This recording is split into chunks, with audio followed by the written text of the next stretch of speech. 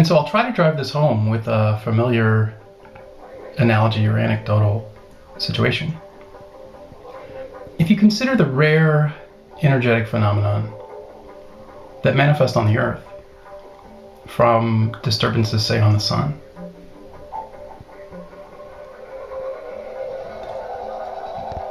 if you can imagine that you weren't in a world where these things were documented, or there wasn't a way to know when these sorts of things would be arriving, it might be possible to somehow sense where they were going to arrive and navigate there. And when you did that, because you did it at a particular time, because you were at a particular time in a particular space, you got to experience something that other people might not even believe.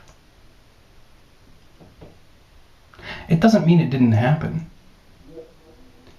And I'm not just alluding to a solar phenomenon, but also to some of the reports of unusual light formations on Earth. For example, Foxfire or the Will-o'-the-Wisp. That the historical stories talk about beckoning the people who experience them. Even after they've encountered them, they talk about them intelligently interacting.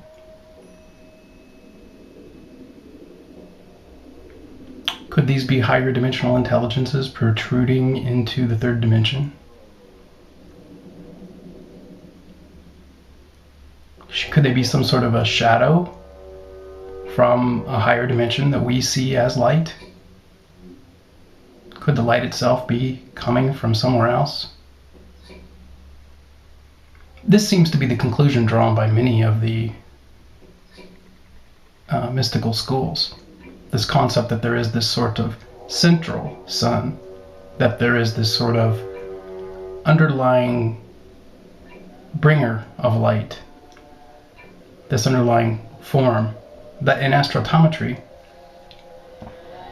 I refer to as the common carrier. There is this underlying carrier that is responsible for the manifestation of the photon as it moves multidimensionally through space. And so what I'm proposing is there's 6 movements in space that reform the photon as we see it in space time. And in the reformation of the photon, there is a 7th movement that starts the cycle over, as the concressing and interfering waveforms create not just the perception of light, but the observer and the observational mechanism. And so in modern physics, we've gone from the static reference frames in Newtonian mechanics to the special relativistic reference frames proposed by Einstein, to the general reference frames proposed later by Einstein. There's a concept called Hilbert space, and there's a 13-dimensional model. I think it's called E-theory. And there's also M-theory, which is a mathematical derivation of mathematical derivation and consolidation of previous string theories that all work with these other dimensions in order to accommodate the reality. Now, algebraically, these things are not comprehensible in any practical, obvious way to the average person. And so the school itself, the mathematical approach to this understanding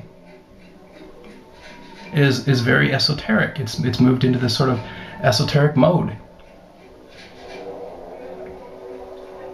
And, it's accessible by very few people because of the complexity of the mathematics and the limitation of the applicability of the knowledge.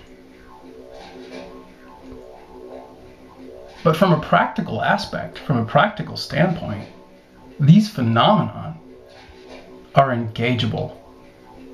It's possible to engage these phenomena by understanding better the nature of consciousness, by understanding that the observer, that the observational reference frame, whether it's a computer or a person or a sensor, is non-persistent. The observational mechanism itself is coming apart and going back together as it registers what we have labeled the photon. And so it's moving in 6 different directions in space, at least, coming back together, interfering with itself from the previous time. And over the course of that movement, the photon is observed. And this is the reason there is an uncertainty about where the photon actually is, because of the nature of the time quanta that is related to the frequency of the underlying materials, of the underlying structure, the patterns, the node patterns in astrophotometry, as they relate to one another as the observational mechanism travels through time-space.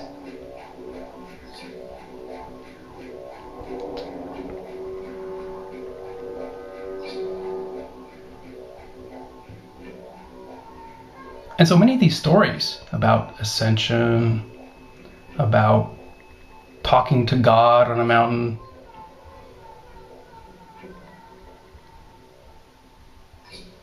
are actually from people who tuned into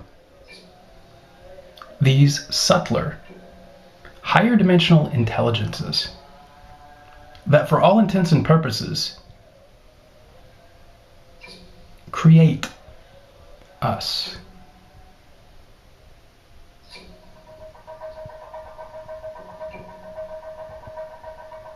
And so it's sort of important that man does not put himself above that which creates him. That he does not put himself into a position where he believes that he knows everything. I think that's very, very dangerous. Some of the most dangerous thinking that is going on with humanity right now is involving the reduction of the real, the reduction of the truth, of the true nature of the real, just because it is inaccessible or esoteric. And that's a travesty on many levels. But I have hope. I don't have a lot of hope. If anybody's wondering, I took down the astrophotometry webpage. It wasn't hacked this time. I took it down. And I'm not sure when I'm going to put it back up. I've considered removing my presence from YouTube for multiple reasons. Over the past few weeks, mostly because of personal stuff that I'm dealing with that doesn't really deal with YouTube per se, but it has to do with more what has sort of taken over YouTube and now seems to have control of it, that has a disinterest in my work, and it's something that I can't combat, seemingly. And so that may happen. I'll put a link in the comments for a video downloader if you want to archive my videos for your personal use, so there's no guarantee that they'll be here.